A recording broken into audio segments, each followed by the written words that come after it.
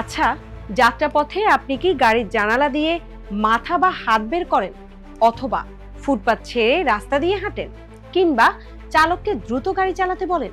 তাহলে আপনাকে গুনতে হতে পারে জরিমানা। শুধু তাই নয়, মোটরসাইকেলে শিশু বহন থেকে শুরু করে হেলমেট, গতি নিয়ন্ত্রণ, মদ্যপ অবস্থায় গাড়ি চালানো, এসব বিষয়ে সড়ক নিরাপত্তায় আসছে একগুচ্ছ নতুন বিধান। তবে প্রশ্ন হচ্ছে, নতুন এই আইন কি সত্যি বাংলাদেশের সড়ককে নিরাপদ করতে পারবে?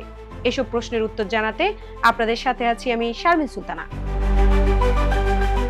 এতদিন সড়কে আইন ভাঙার দায় মূলত চালক ও মালিকের উপরই বর্তাত। এবার সেই পরিধি বাড়ানোর উদ্যোগ নেওয়া হয়েছে। প্রস্তাবিত সড়ক নিরাপত্তা আইন 2026-এ নির্দিষ্ট অপরাধে চালক, মালিকের পাশাপাশি যাত্রী ও পথচারীকেও শাস্তির আওতায় আনার প্রস্তাব করা হয়েছে।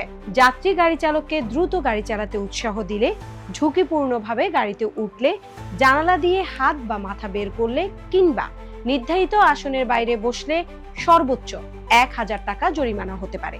একইভাবে ফুটপাত ব্যবহার না করলে চলাচলকারী পথচারীকেও সর্বোচ্চ 1000 টাকা জরিমানার প্রস্তাব করা হয়েছে। জীবন অবাক না করলে কে করবে? 28% মিল্ক ফ্যাটের অবাক করার সাথে ফ্রেশ মিল্ক পাউডার। জীবন অবাক করুক প্রতিদিন। মোটরসাইকেল চালকদের জন্য আসছে গুরুত্বপূর্ণ নিয়ম।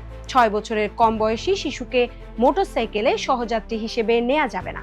আর অপ্রাপ্তবয়স্ককে লাইসেন্স ছাড়া মোটরসাইকেল চালানোর সুযোগ দিলে মালিক বা অভিভাবককেও দায়ী করার প্রস্তাব রয়েছে। চালক ও সহযাত্রী দুজনের জন্যই মানসম্মত হেলমেট বাধ্যতামূলক করার কথা বলা হয়েছে। এছাড়া 135 সেন্টিমিটারের কম উচ্চতার অথবা 14 বছরের কম বয়সী শিশুকে মোটরযানের সামনের আসনে বসানো যাবে না। বয়স, উচ্চতা ও ওজন অনুযায়ী শিশুদের জন্য চাইল্ড রেস্ট্রেন্ট সিস্টেম রাখারও প্রস্তাব রয়েছে। প্রস্তাবিত আইনে জাতীয় পর্যায়ে মোটরযানের সর্বোচ্চ গতিসীমা ঘন্টায় 80 কিলোমিটার এবং শহর এলাকায় 40 কিলোমিটার নির্ধারণের প্রস্তাব করা হয়েছে। গতি নিয়ন্ত্রণে স্পিড ক্যামেরা ও স্বয়ংক্রিয় স্পিড ম্যানেজমেন্ট ব্যবস্থাও চালুর কথা বলা হয়েছে।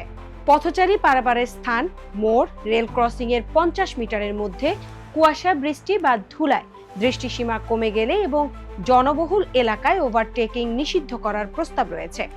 ক্লান্ত বা ঝিমুনি অবস্থায় গাড়ি চালানো এবং একান্ত প্রয়োজন ছাড়া এক হাতে স্টিয়ারিং নিয়ন্ত্রণও নিষিদ্ধ করার প্রস্তাব করা হয়েছে। এইসব বিধান প্রথমবার ভাঙলে সর্বোচ্চ 1 মাস কারাদণ্ড বা 5000 টাকা জরিমানা কিংবা উভয় দণ্ডও হতে পারে। পাশাপাশি চালকের 1 পয়েন্ট কাটার বিধানও রাখা হয়েছে। নতুন আইনে চালক মদ্যপ অবস্থায় গাড়ি চালাচ্ছেন কিনা তা জানতে নিঃশ্বাস, রক্ত বা অন্য নমুনা পরীক্ষার সুযোগ রাখা হয়েছে। দুর্ঘটনা ঘটলে দ্রুত নমুনা সংগ্রহের ব্যবস্থাও থাকবে। আর কেউ নমুনা দিতে অস্বীকৃতি জানালে সর্বোচ্চ 3 মাসের কারাদণ্ড, 10,000 টাকা জরিমানা বা দুটোই হতে পারে। হেলমেটের নিয়ম না মানলেও একই ধরনের শাস্তির প্রস্তাব রয়েছে। তবে নজর শুধু চালকের উপর নয়, গাড়ি ও সড়কের নিরাপত্তাতেও দেয়া হয়েছে গুরুত্ব। নতুন গাড়িতে airbag, seat belt, speed governance, electronic stability control, antilock braking system, GPS tracker, dash camera ও ড্রাইভিং মনিটরিং সিস্টেম রাখার প্রস্তাব করা হয়েছে। এছাড়া অটোনোমাস ইমার্জেন্সি ব্রেকিং, বুদ্ধিমান গতি অভিযোজন ব্যবস্থা, নতুন গাড়ির নিরাপত্তা যাচাইয়ে নিউ কার অ্যাসেসমেন্ট প্রোগ্রাম এবং সড়কের নিরাপত্তা মান নির্ধারণে স্টার রেটিং চালুর প্রস্তাব রয়েছে। সড়কের পরিকল্পনা থেকে নির্মাণ পর্যন্ত স্বাধীন প্রতিষ্ঠান বা বিশেষজ্ঞ দিয়ে সড়ক নিরাপত্তা অডিট বাধ্যতামূলক করার কথাও বলা হয়েছে। যানবাহনের ফিটনেস, চালকের যোগ্যতা, রুট পারমিট, অতিরিক্ত কর্মঘণ্টা, অতিরিক্ত যাত্রী বা মালামাল পরিবহন এবং চালক কর্মীদের স্বাস্থ্য সুরক্ষার ক্ষেত্রে মালিককে দায়ী করার প্রস্তাব রয়েছে। রাখা হয়েছে চালক, হেলপার ও পরিবহন কর্মীদের নিয়োগপত্র দেওয়ার বিধানও। প্রথমবার দায়িত্বে ব্যর্থ হলে সর্বোচ্চ 5000 টাকা এবং পরবর্তী প্রতিবার 10,000 টাকা জরিমানার প্রস্তাব রয়েছে। আর সড়কের নকশা, নির্মাণ ও ব্যবস্থাপনায় বিধান লঙ্ঘন করলে সংশ্লিষ্ট ব্যক্তি একক বা যৌথভাবে দায়ী হতে পারবেন। এক্ষেত্রে সর্বোচ্চ 2 বছর কারাদণ্ড বা ন্যূনতম 1 লাখ টাকা জরিমানা কিংবা উভয় দণ্ডের প্রস্তাব রয়েছে। তবে বড় প্রশ্ন, ফুটপাত ও অবকাঠামো নিয়ে পথচারীদের ফুটপাত নির্ধারিত পারাপার স্থান ও নিরাপদ সড়ক দ্বীপ ব্যবহারের বাধ্যবাধকতা থাকছে।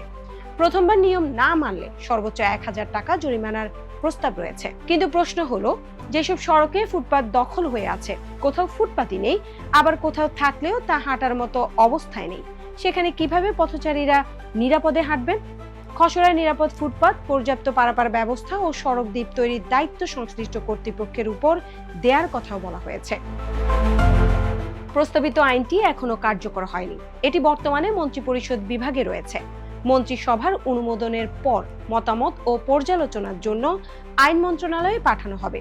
এরপর যাচাই বাছাই শেষে সংসদে উপস্থাপনের প্রক্রিয়া শুরু হবে। তবে বিশেষজ্ঞরা বলছেন, শুধু আইন করলেই সড়ক নিরাপদ হবে না। নিরাপদ ফুটপাত, ভালো গণপরিবহন, আধুনিক প্রযুক্তি, দক্ষ জনবল, পর্যাপ্ত অর্থায়ন ও জবাবদিহি নিশ্চিত করতে হবে। তাহলে এই আইনের সুফল পাবে সাধারণ মানুষ।